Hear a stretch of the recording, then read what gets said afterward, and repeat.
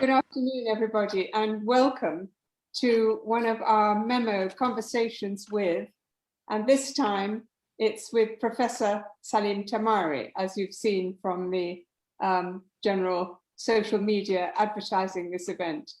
We're absolutely thrilled to have him here today as one of our great winners of a PBA Lifetime Award. And I want to start very quickly to introduce him and then to ask him some questions. So Salim is the director of the Institute of Palestine Studies. He's an adjunct professor at the Center for Contemporary Arab Studies at Georgetown in America. And his own past distinguished career, he did his BA at Birzeit, then at Drew University in New Jersey, then an MA at the University of New Hampshire, and a PhD in the University of Manchester in England. And he's been a visiting professor at MIT. Bear with me, the list is long, but it gives you the context of who we have. University of California, Berkeley, New York University, Cornell, University of Chicago, fellow at Cambridge, and a lecturer in Venice. So Salim, before we come on to talk about your work, I have to just quote Rashid Khalideh, the historian, saying about you, Salim is the preeminent Palestinian historical sociologist. And as I said, we're very honored to have you with us today, knowing all of that. But can I go right back? I want to start by asking you about Jaffa, where you were born, and your family's departure in 1948. Where did you go initially and put down new roots? Thank you, Victoria, for having me. I'm delighted to be with you. You start with a very stark question, but I will try my best. I was 2 years old in 1948 when this happened, and we became refugees in Lebanon, where my father was working. And in the early 50s, we moved back to Palestine, the part of Palestine that was under Jordanian control in that period, which is called the West Bank today. And basically, I grew up in the city of Ramallah, where I went to school, and then college at Birzeit College nearby. Right. Can I just ask one more thing in this area? Have you ever been able to go back to see your house? Have you wanted to? Indeed, indeed. I've been many times to my family home in Jaffa, which is now a center for rehabilitation of drug addicts. And it's still in well preserved, but of course it's under the control of the Israelis. They allowed me into the house once only, but in all other times I was not allowed there. And the last time I was there was with my cousin's daughter, the soprano Maryam Tamari. And for some strange reason, they allowed her in, but not myself. Maybe they thought the younger generation would not make forcible claims. And we recorded this in a wonderful film for Japanese television. And but it's a very sad visit. Every time it's a sad visit. I still have family in Jaffa that I visit regularly, and they own a pharmacy which is located in the center of Jaffa. So my relation with Jaffa continues, but in a very convoluted way. Yeah, I can see that. Well, I'd like to move to a different area altogether, a more cheerful one. I want in particular, you've written so many books, but I want in particular to ask you about this one, The Storyteller of Jerusalem, and this one, The Year of the Locust. And both of them are about they're both using diaries, which is kind of extraordinary. And they're both about the end of the Ottoman period.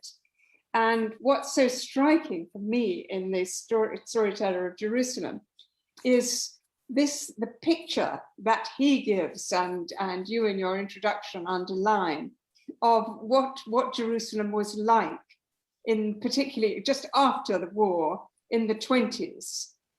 Could you just talk a little bit about the world in which he was playing his oud at parties and going around and having a life? The first one is the memoirs of Wasif Johari, who was a musician. And during the war, he became an officer in what he called the Ottoman Navy. There was, believe it or not, an actual fleet sailing in the Dead Sea, which is a kind of oxymoron.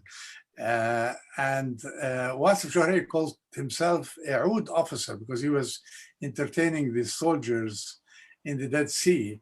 And as it transpired, the Dead Sea contained 11 small-sized Ottoman ships, which they called the fleet, and it transported grain from the east bank of Jordan to the west bank of the Dead Sea, where the food supply was sent over to the fighting forces in the south of Palestine, in the Beersheba and Gaza region, where they were fighting the British. So this man, Wasif Johari, who was a musician, as I said, spent the bulk of the year of the war entertaining officer, and to him it was a very joyful period, although for the whole country and for the Middle East was a major disaster. We lost about 1/6 of the population from cholera, typhus, and hunger. I mean, there was very severe conditions. But unlike the conditions of war, which are described elsewhere, Wasif is basically a master of the quotidien. He described daily life in the city at the turn of the century, what he considered the modernity of Jerusalem. And he described the musical scene, the habitat, life in the old city, and then the movement of the bourgeoisie from the old city to the suburbs in the north and in the west of the city. And this description of life at the turning point, not only war, but the whole period of constitutional reform at the end of the Ottoman period was a period of political and social freedoms, because the parliament was installed, there was freedom of political parties, freedom of association. I'm talking about the period before the war, which he describes very vividly. He describes the musical scene, the social visitations, and in particular, one of his most valuable ethnographies is the extensive discourse on ceremonials, which includes not only the religious ceremonials, such as the festivities of Ramadan, Purim, and the greatest of all events for Orthodox Christians, which is the Saturday of Light following the Good Friday, and the whole ceremonies, the songs, the festivities that go along. But he also described civical events which were not related to religion, such as the spring picnics, which were based on religious roots, but it was an event which allowed him to describe the musical scene. And he describes this extensively well in a manuscript which has not been published yet, which is about the music of the late Ottoman period and his own compositions in it. Luckily, we have a half hour of recordings from that period, which were found in the archive of Beirut Radio, because after the war, he recorded some of this music in Beirut Radio, and we were able to collect half an hour of that kind of music we described at the turn of the century, and we published that disc, which goes with the book you described, but not the English version, the Arabic version includes that sort of music. Well, you say in your introduction that he had a photographic memory, and that's why the details of whether it's his brother's cafe or what people were wearing or how each oud actually looked are so tremendously vivid.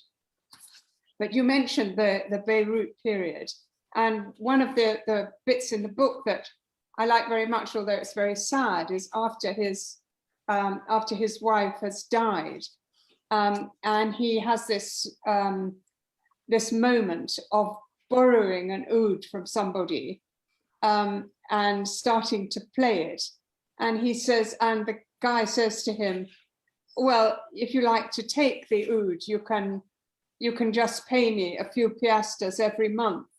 And he says, "Is this what it is to be a refugee? I have 72 ouds in my house on my collection, and now I'm renting an oud." And there's something so poignant about the way he describes it. I think you feel, from the moment you see the picture and then you read it, you feel you know the person. It must have been a joy to do this book, I think. It was indeed. It was a great, I mean, I spent with my colleague, Sam Nassar, we spent 5 years working on the Arabic edition, and we still did not include much of his life. A good portion of it, we had to take into consideration his family sensitivities, because he was very, he was a bon vivant, but he was also, how would you say in English? He was Bon vivant. Not pornographic, but he was very open about his exploits, which we had to take into consideration when we edited the volume. So there's still more to come, and we might see it one day. So there'll be a second volume. The Arabic memoirs are 2 volumes, so we're talking about the 3rd volume. Okay, but in English we have 1 volume. Yeah, in English we removed much of the Arabic narratives, and we unfortunately we were not able to include the CD of his music, which is available in the Arabic edition. But by that time, the technology has changed, and now it's possible to just download it from the web. Great. So could you also now tell us just a little bit about the Year of the Locust? And we have another diary, and the subtitle is The Erasure of Palestine's Ottoman Past. Year of the Locust is a completely different kind of book, because it's based on a soldier's intimate diary, which was never meant for publication. And this man was shot dead by his own commanding officer at the age of 23 during the war. He died just 1 year before the entry of General Alambi's soldiers into Jerusalem. And he wrote this very moving diary. It's not a memoir, it's a diary, which was written partly in code. And we always believed, I believed, that the code referred to some clandestine political activities, because he wrote a lot of stuff. He was very hostile to the military command, to Jamal Pasha, to his commanding officers. And we thought then one of my friends who was a poet cracked the code, and we found from it that he was secretly in love with his teacher's wife. And the teacher was the famous educator Khalil Sakakini, and the wife was a very well-known educator herself. Her name is Sultana Abdu. So he he expressed his longing for this woman in coded. He was afraid his father or his family would discover the diary and expose him. What I ask you about the diary, as opposed to Wasif's, is that, you know, he really believed that he's quite a naive person, and I think he really believed that he was destined to be with T, as he calls her in his diary. and he just seems like quite a lost soul, as you said, very opposed to all his superiors, and very unsure about what his life was going to be. Well, it wasn't going to be a life, as it turned out. So I think it's very moving, but in a different way. It doesn't have the joie de vivre of Wasif. Well, T was his girlfriend. T was his neighbor, and his secret love was Sultana. So he had loved two women. One was expressed in code. The other he was very open about his sentiments for. And that's an additional reason why he was writing in code, because he was afraid his other women would discover that he had a crush on his teacher's wife. Do you think diary writing was very common then, or are these two very unique and special prose? No, it's very uncommon, actually, partly because it was widespread illiteracy. I mean, we're talking about the period when less than 15% of the population were able to read and write, and a much smaller population would write. Those who did produce memoirs were mostly elite, middle class, statesmen, political actors, some professionals. And those who wrote memoirs were much, much less. And unfortunately, the bulk of memoirs of the kind that I was able to discover were not available. Most families actually would dispose of them, not making them available.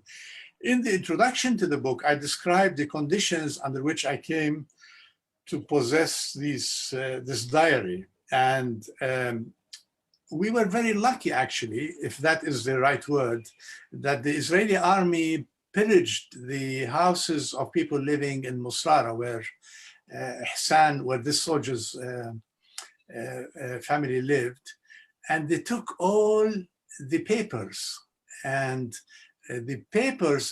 printed material. This is in 1948 war, were deposited in the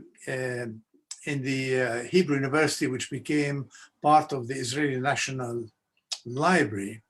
And I discovered the diary in an unclassified section, which I was able to scan, to make a copy of and edit. So in a way, in a very strange way, if the Israelis did not pillage these houses, we may not have been able to come across this diary. Yeah, but of course, many of the cultural works of one sort or another that they pillaged have never been, people have never been allowed to see them in the archive.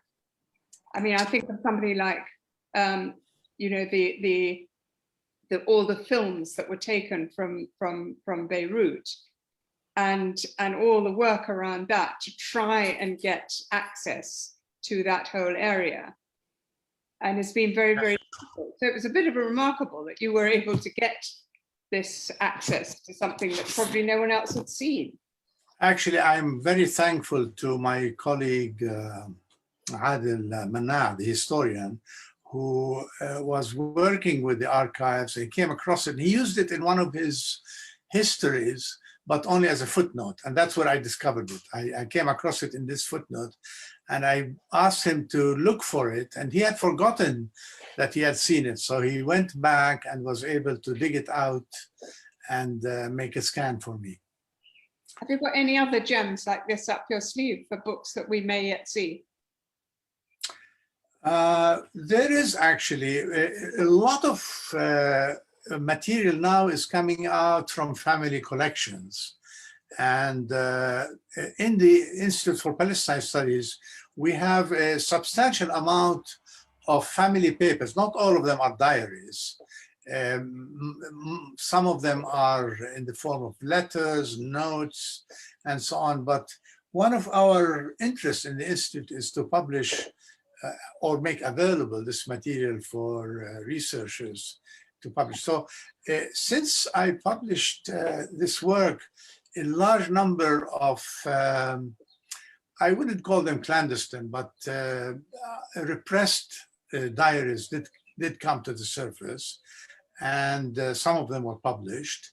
In the Arab world, of course, there is a much older tradition of this sort, going back to the 18th century with the work of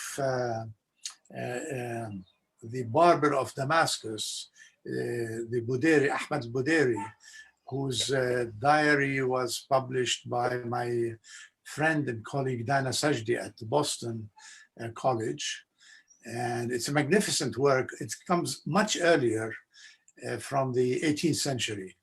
And it's quite possible that we have still around works going that far, possibly earlier, but you know, the field is mushrooming and coming out since these works were published. That's fantastic, because the impact of the First World War and the collapse of the whole Ottoman enterprise is for general readers and non-Arabic readers, I think is much less familiar than everything that happened around 48 and just you know, the mandate and all of that. There's a lot of material, but these are like, you know, revelations to the outside.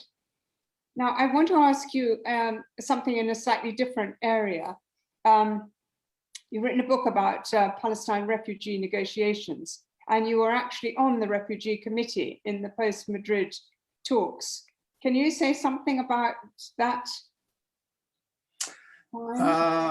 I can't say very much, actually, except to say that after Madrid, the multilateral negotiations over outstanding issues like water, settlements, and refugees was declared. And we were supposed to have final status negotiations in the year 1999. But then the Likud took over, and the whole peace process, as it was called, came to forward.